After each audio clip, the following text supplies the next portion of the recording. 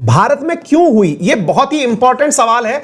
इसे आप अच्छे से एक प्रकार से आंसर राइटिंग की तरह से तैयार करना बहुत ही महत्वपूर्ण सवाल है। आजकल साथियों आप लोग नोटिस कर रहे होंगे, तेल की कीमतों में अब तक हम पेट्रोल डीजल की कीमतें सुनते हुए आते थे, लेकिन पेट्रोल डीजल की कीमतों के साथ साथ अब जितने भी खाद्य तेल हैं, सरसों का तेल, सोयाबीन का तेल, पाम तेल, मूंगफली तेल, सूरजमुखी का तेल, जो भी हम लोग खाते हैं वो सारे के सारे तेल जो हैं वो इतने महंगे हो गए हैं कि 11 साल का रिकॉर्ड तोड़ दिया है। आप सवाल पूछेंगे, क्या सर लोग घर पे बैठ के तेल ही खा रहे हैं क्या? तो एक बहुत बड़ा सवाल बनता है कि क्या वाकई में लोगों ने इस कोरोना काल में फूड हैबिट बदल दी हैं जिससे तेल महंगा हो गया है, या फिर तेल जो था वो इंडस्ट्रीज में ही बनता था, खेती से कोई लेना देना नहीं था इसलिए महंगा हो गया है, या कोई और भी कारण जिम्मेदार है? तो यह बहुत बड़ा सवाल है। आज आपको सीखना होगा कि क्यों भारत में खाद्य तेलों की मतलब जो कीमतें हैं वो आसमान छू रही हैं। आसमान भी इतना कि रेटों में भयंकर इजाफा हुआ है साथियों, कि रिकॉर्ड हाई हो गया है। मैं आपके सामने कुछ रेट शेयर करता हूं। आप में से बहुत सारे विद्यार्थी ऐसे हो सकते हैं जो शायद मार्केट मतलब शॉपिंग करने नहीं जाते हो, लेकिन यहां पर जरा देखिएगा, आपको यहां पर दिखाई दे जाएगा रिटेल प्राइसेस हैं। मई 28 की आपके सामने रिटेल शेयर किया है, आज 1 जून है, 2 दिन पहले का रिटेल प्राइस देखिए, आप इससे अंदाजा लगा लेंगे। साथियों लास्ट साल से आज के साल में जो परसेंटेज इंक्रीज है तेल के अंदर वो देखिए आप। साथियों जो मूंगफली का तेल है ये 20% महंगा हो गया है। जो सरसों का तेल है ये तो भाई साहब इस समय बिल्कुल मतलब पेट्रोल डीजल इसी के पीछे भाग रहे हैं ऐसा लग रहा है। ये भाई साहब 50% तक महंगा हो गया, 44.33% महंगा हो गया है। 171 रुपए लीटर सरसों का तेल खुले में बिक रहा है। वनस्पति तेल जो है भाई साहब 45 रुपए, 45% बढ़ गया है। सोयाबीन का तेल 52% प्राइस हाई हो गया है। सनफ्लावर सूरजमुखी का तेल जो है 172 रुपए लीटर बिक रहा है। इसी प्रकार से पाम ऑयल जो है वो 54% के अंदर इंक्रीज हो चुका है। पाम ऑयल जो सबसे सस्ता तेल कहा जाता था वो भी भाई साहब अब आसमान छू रहा है। ऐसा 1 महीने में क्या हो गया? मतलब इस 1 महीने में क्या कोरोना की किसी ने दवाई तो नहीं बना दी? पता चले कोई बाबा जी की बूटी बन गई हो और वो तेल का ही उपयोग कर रही हो, है ना? तो अब आपके सामने यहां पर सारी की सारी बातें बताते जा रहे हैं। एक विद्यार्थी लिख रहे हैं, ऋषिराज सर प्लीज बताइए रेडियो रवांडा क्या है? यार ये तो भाई जानकारी नहीं है हमें। हाँ कुछ लोग कह रहे हैं सर पकौड़े ज्यादा तले जा रहे हैं। हाँ ये सारी की सारी बातें हो सकती हैं, लेकिन हाँ कुछ लोग मेरे ऊपर भी ब्लेम कर रहे हैं कि सर बारिश में आपने पकौड़े खूब खाए हैं। बिल्कुल सही कह रहे हो भैया। अब लेकिन जरा एक बार के लिए इस चीज को देखें कि ये जो प्राइस यहां पर बढ़ा है ये 11 साल का सबसे ऊंचा प्राइस है। और सबसे बड़ी बात, केवल यही सब चीजें महंगी हुई हो, इसके अलावा चीजें और भी बढ़ रही हैं। मतलब खूब ज्यादा आवक हुई है, खूब पैदावार हुई है, तब भी तेल की कीमतें क्यों बढ़ रही हैं? आइए तथ्यात्मक रूप से मैं सारी की सारी बातें आप लोगों को यहां पर बताने का प्रयास करता हूं। साथियों असल में क्या है कि हम लोग अगर नोटिस करें तो 30% से ज्यादा साल महीने भर के अंदर जो प्राइस इंक्रीज हुई है इसको लेकर के भारत सरकार भी चिंतित है।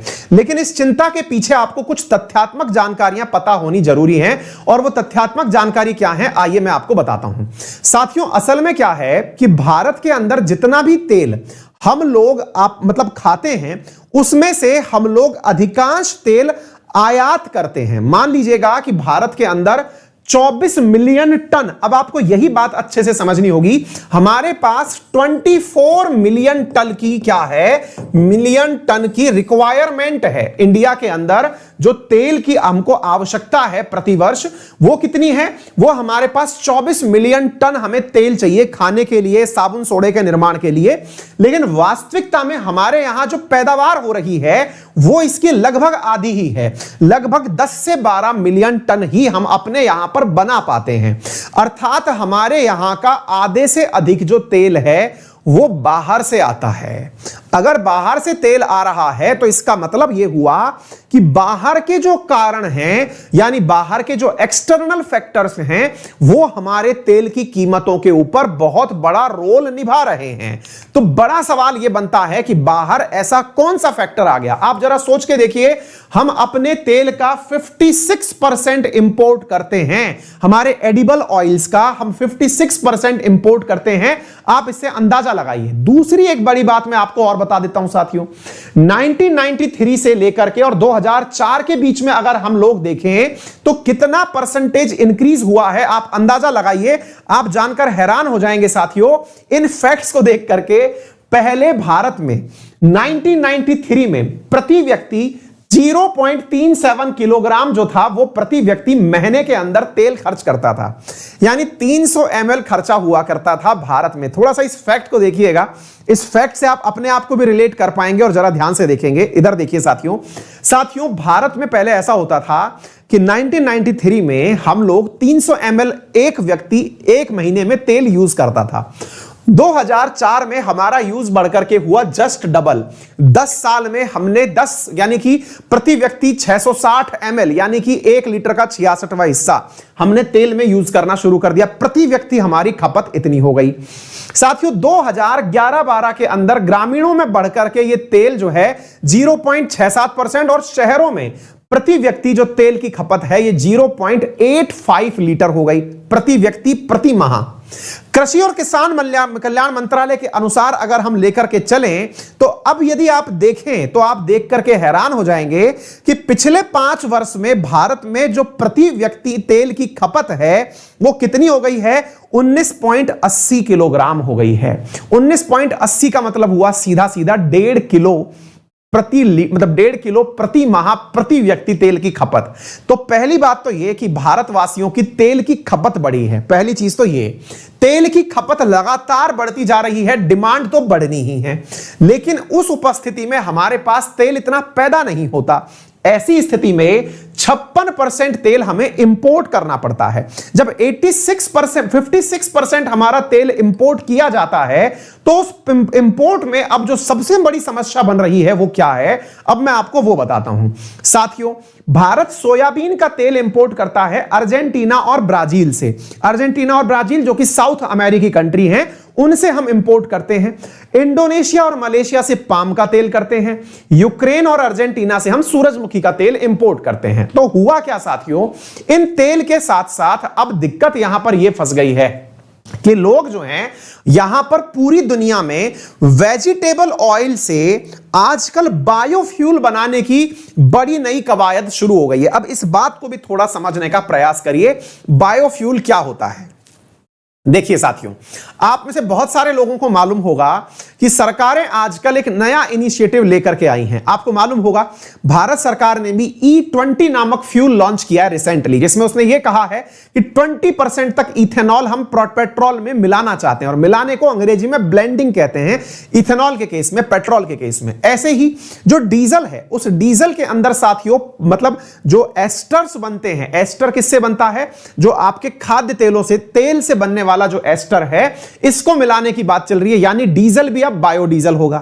तो दुनिया के जिन देशों के पास तेल सस्ता है, यानी खाद्य तेल सस्ता है और पेट्रोल डीजल महंगा है, उन लोगों ने अपने एडिबल ऑयल को डीजल में बदलना शुरू कर दिया है। किसमें, बायोडीजल में बदलना शुरू कर दिया है। बायोडीजल में बदलने से उनके यहां का जो तेल है उसकी मार्केट ऑटोमेटिक हाई हो गई। अच्छा, एक मिनट सुनते हैं साथियों। दुनिया में इस समय डीजल, अपने इंडिया में ही डीजल अब 100 के आसपास पहुंचने वाला है, 100 रुपए लीटर के आसपास। डीजल महंगा हो रहा था। अब मान लीजिएगा इंडोनेशिया और मलेशिया, जहां पर की जो पाम ऑयल है वो 20 रुपए लीटर मिल रहा है, तो वो 100 रुपए लीटर डीजल पर खर्च क्यों करेंगे। तो उन्होंने अपने पाम ऑयल को डीजल में कन्वर्ट कर लिया और डीजल में ब्लेंडिंग शुरू कर दी। ऐसे ही ब्राजील ने, अर्जेंटीना ने, जहां पर डीजल महंगा है लेकिन बायोडीजल सस्ता है, तो उन्होंने एडिबल ऑयल से क्या बनाना शुरू कर दिया, डीजल बनाना शुरू कर दिया। रीजन, क्योंकि वर्तमान में जो फॉसिल फ्यूल है ये महंगा होता जा रहा है। आ गई बात समझ में। अच्छा, इसका रिवर्स सोचिए, इंडिया में भी इन दिनों एक चीज चली थी, अगर याद हो तो भारत ने हाल ही में 2G रिफाइनरीज की बात करी थी। 2G रिफाइनरीज बोले तो जो खाद्य पदार्थ हैं, गेहूं है, चावल है, जो अतिरिक्त उत्पादन हमारे यहां हो रहा है, उसको बजाय दुनिया को बेचने के हम लोग खुद से उसको बायो इथेनॉल में कन्वर्ट कर दें ताकि हम उसे ईंधन में मिला सकें। तो भैया, गाड़ियों का ईंधन सस्ता करने के चक्कर में इंसान का ईंधन महंगा होता जा रहा है। और पहला कारण जो निकल करके आया वो क्या है कि बढ़ती कीमतों के चलते लोगों ने बायोडीजल बनाना शुरू कर दिया और तेल का उपयोग उसमें होना शुरू हुआ। इसकी वजह से क्या हो गया, तेल महंगा हुआ। नंबर 1 पहली बात तो यह हो गई। दूसरी बात क्या हुई, अब यह अचानक होने वाली बात तो नहीं है, तो महीने भर में कैसे हो गया। इसके पीछे दूसरा कारण जो पता चला साथियों वो क्या है। साथियों, वर्तमान में एक कारण और पता चला और वो ये है कि जो चाइना है उसने इन दिनों तेल की परचेज बढ़ा दी है। देखिए, चाइना इस समय दुनिया की एक ऐसी कंट्री बन चुका है कि वो किसी भी मार्केट को तोड़ मरोड़ सकता है, और चाइना ने ऐसा ही किया। चाइना ने क्या किया? चाइना ने दुनिया से खाद्य तेलों का इंपोर्ट अपनी तरफ बढ़ा दिया। जरूरत नहीं है फिर भी बढ़ा दिया कि मुझे तेल स्टॉक करना है। ऐसा एक बार अमेरिका ने किया था। अमेरिका को तेल की जरूरत नहीं थी, फॉसिल फ्यूल की, लेकिन उसने कई सालों तक इंपोर्ट किया ताकि जब वो खुद तेल का उपयोग बंद कर दे तो खुद के पास जो इंपोर्टेड फ्यूल है उसको भी अगर वो बेचने लगेगा तो भी लाभ कमा लेगा। ऐसा इसने किया, स्टॉक करना शुरू कर दिया चाइना ने। तीसरा क्या हुआ? मलेशिया में इन दिनों लेबर क्राइसिस चल रहा है, वहां पर लेबर हड़ताल पर गई हुई है। चौथा क्या हो रहा है? ला नीनो की वजह से पाम की और सोयाबीन की जो खेती है इसके ऊपर नुकसान हो रहा है, और क्रूड ऑयल, जो क्रूड पाम ऑयल है मलेशिया में और यहां पर, उसके ऊपर एक्सपोर्ट ड्यूटी बढ़ा दी है। क्यों भाई एक्सपोर्ट ड्यूटी कोई क्यों बढ़ाएगा? देखिए सिंपल सी बात है, अगर आपके देश के अंदर ऐसी स्थिति बन रही हो कि जब पैसा कमाने के लिए नहीं मिल रहा हो तो आप टैक्स बढ़ाते हैं। भारत सरकार ने भी ऐसा ही किया है, बहुत सारी चीजों के ऊपर ड्यूटीज बढ़ा दी। तो ड्यूटीज बढ़ाने पर उन्होंने क्या किया?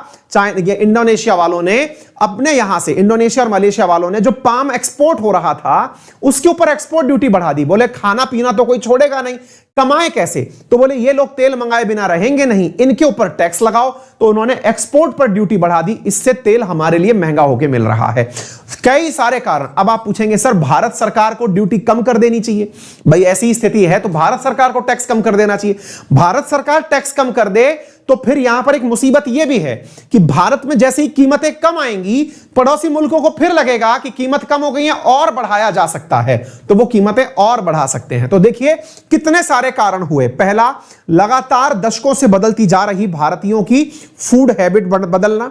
दूसरा कारण, भारत में मतलब भारत के अंदर 56% का तेल जो है हम इंपोर्ट पर निर्भर करते हैं, इस कारण से। तीसरा कारण जो हो रहा है, वर्तमान परिदृश्य में जो तेल की कीमतें बढ़ रही हैं इस वजह से बायो ईंधन का उपयोग बढ़ना। नंबर 4, कोरोना के संकट के चलते हुए दुनिया के देशों के द्वारा अपने तेल पर एक्सपोर्ट ड्यूटी का बढ़ा दिया जाना। नंबर 5, चाइना के द्वारा तेल का इंपोर्ट पर फोकस करना, जिसकी वजह से दुनिया के मार्केट के रेट बदल गए हैं। क्लियर? इसका इलाज क्या है? इलाज है साथियों, अब समय आ गया है कि भारत को भी बिल्कुल वैसे ही जैसे हमने हरित क्रांति पर फोकस किया था, हमें ऑयल सीड्स के लिए मिशन लाना होगा। मिशन ऑयल सीड अब केवल कागजों में नहीं, उसे पेपर से उतार के जमीन पर लाना होगा। दूसरा, जो हमने येलो रेवोल्यूशन लेने की बात कर रखी है, हम मस्टर्ड की पैदावार बढ़ाने की बात करते हैं, हमें उस बुनियादी चीज पर फोकस करना होगा जिस प्रकार से एक समय जब हम लोग गेहूं आयात करते थे, PL 480 जैसा हमें घटिया अनाज खिला दिया गया था। अब समय आ गया है कि इंडिया क्या करे? इंडिया ऑयल के क्षेत्र में मेरे प्यारे साथियों ऑयल सीड, रेप सीड, इनके बढ़ावे को प्रोत्साहन करे। और हमें अब खाद्य में तो हम आत्मनिर्भर हो गए हैं, खाद्यान्न में तो हो गए हैं, अब हमें तेल के बीजों के पीछे पड़ जाना चाहिए और तेल पैदावार को प्रोत्साहन देना चाहिए, और इंडिया कैन डू दिस।